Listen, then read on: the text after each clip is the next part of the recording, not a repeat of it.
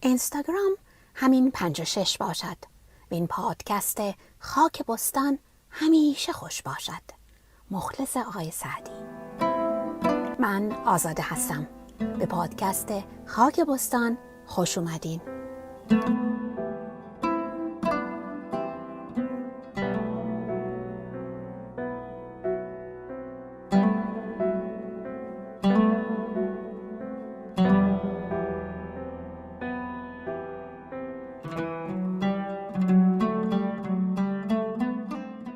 اگه نوجوان یا جوان هستین، اگه به جغرافیا، تاریخ، ادبیات و از همه مهمتر به شعر علاقه دارین، تکون نخورین و همینجا سراپا گوش باشین که این پادکست برای شماست. در هر اپیزود با هم در دنیای مجازی قدم بر خاک ایران، قدم بر خاک بستانمان میگذاریم، میگردیم و میچرخیم، میبینیم و میشنویم، به استانها سرک میکشیم و با شاعران اون سرزمین، شاعران کهن و شاعران معاصرشون، به ویژه با نحوه نگرششون به طبیعت و استفاده از نمادهای طبیعت در اشعار این شاعران آشنا میشیم. پس چشماتون رو ببندین، بالهاتون رو باز کنین، پرواز کنین، پرواز، و در استان فارس فرود بیاین.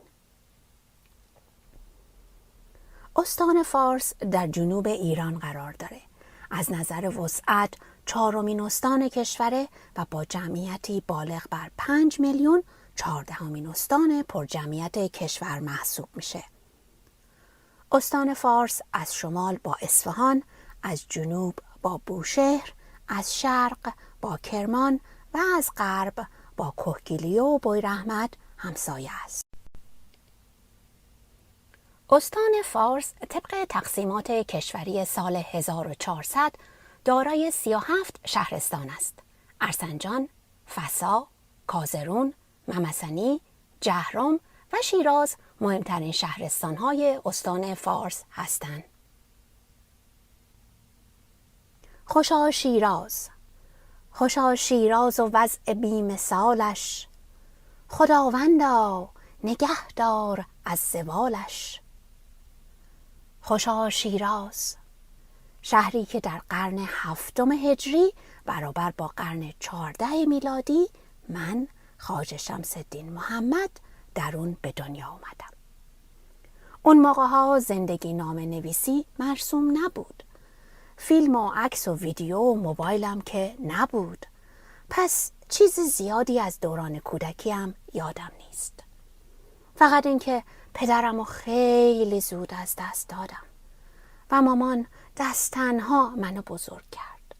خیلی سختی کشیدیم. کوچیک بودم اما باید کار میکردم. پس تو نونوایی محلمون به عنوان خمیرگیر شروع به کار کردم تا کمک خرج باشم. خیلی دوست داشتم درس بخونم اما نتونستم مثل همسنای خودم درست سر موقع برم مکتب خونه. اما بالاخره شروع کردم. به رسم اون موقع ها اول امور دینی رو یاد گرفتم و تونستم تمام آیات قرآن رو از حفظ با آهنگی خوش روان بخوانم و از اون موقع شدم خواجه شمس الدین حافظ شیرازی. علوم و فنون، عرفان و فلسفه رو هم آموختم، چنانکه در جوانی به سطحی رسیدم که تونستم در دربار پادشاه زمان خدمت کنم که اون روزها بسیار مهم بود. البته تا هنگامی که پادشاهی عادل و با انصاف بود.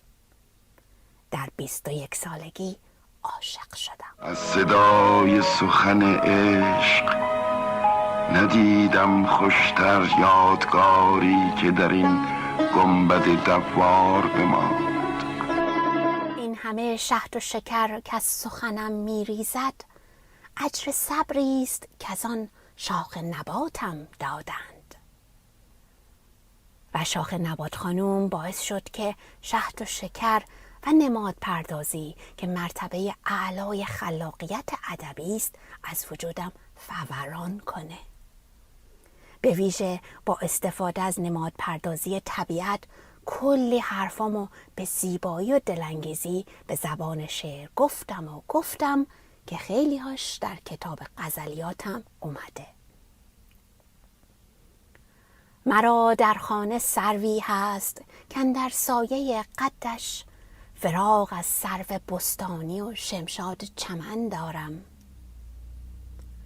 قد و بالای شاخ نباتم و به درخت سرو که خوشقامت تشبیه کردم و اشاره کردم با حضور چنین دلبری در خانه نیازی به سروای بستانهای دیگه و درختان و شمشادهای دیگه ندارم. ما رو همین یک عشق مثل عشق خداوند بس. اشعار عاشقانه پر از خیال و تصویر، بستان صحنه تئاتر زندگی، گل و بلبل، پروانه و شمع، عاشق و معشوق، من و تو. گل سرخ یار، گل نرگس چشم یار، گل نسرین سفیدی بدن یار، غنچه لب و دهان یار، قدم زدن در بستان برای تفکر و درد دل. و همه نماد او تا با قدم زدن در بستان زندگی آرام آرام یار در جان نشیند و همه او شود.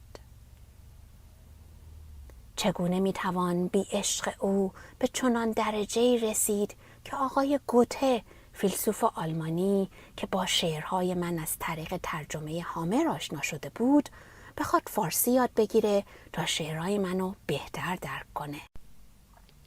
بذارین یه بخشی از خاطرات آقای گوته رو براتون بخونم.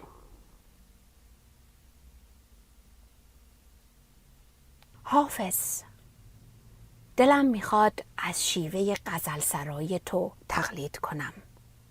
حافظ، دلم میخواد چون تو قافیه پردازم و غزل خیش را به ریزکاری های تو بیارایم. نخست به معنا اندیشم و آنگاه بران لباس الفاظ بپوشم.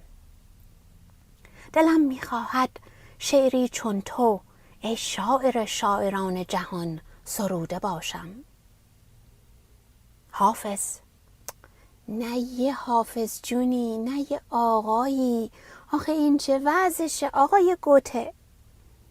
حافظ، همچنان که جرقه‌ای برای آتش زدن و سوختن شهر امپراتوران کافی است، از گفته شورانگیز تو چنان آتش بر دلم نشسته است که سرابهای مرا به تب و تاب افکنده.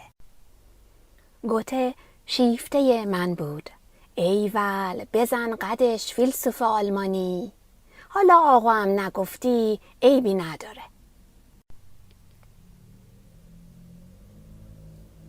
کلاً کمی بی‌نظم بودم و دیگران شعرامو نوشتن و خیلی هاشو هم پس از مرگم جمع آوری کردن. خدا خیرشون بده. اما خیلی وسواس داشتم. نه تنها با دقت شعر میگفتم، بلکه بسیاری از اشعارمو بارها و بارها تغییر دادم. اگر جستجویی در گوگل بکنید متوجه میشین که صاحب نظران بسیاری سالیان سال صرف جمع‌آوری اشعارم کردن که ظاهراً هنوزم ادامه داره.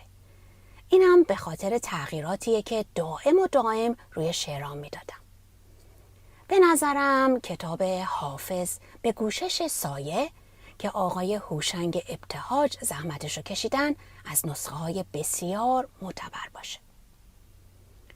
تاریخ تولدم دقیق مشخص نیست، اما تاریخ فوتم دقیقه. خدا جامی رو بیامرزه که در دیوانش به اون اشاره کرده. آرامگاه هم در شهر شیراز در منطقه آکنده از عطر گلهای زیبا و جانپرور در آمیخته با شور و شعر اشعارم همچون آهنربایی عاشقان و مشتاقان اندیشه هامو به خودش جذب میکنه. به خصوص 20 مهر ماه که روز بزرگداشتم نامگذاری شده. در سال 792 هجری قمری به قول شازده کوچولو از خاک بستان ایران زمین برای همیشه سفر کردم.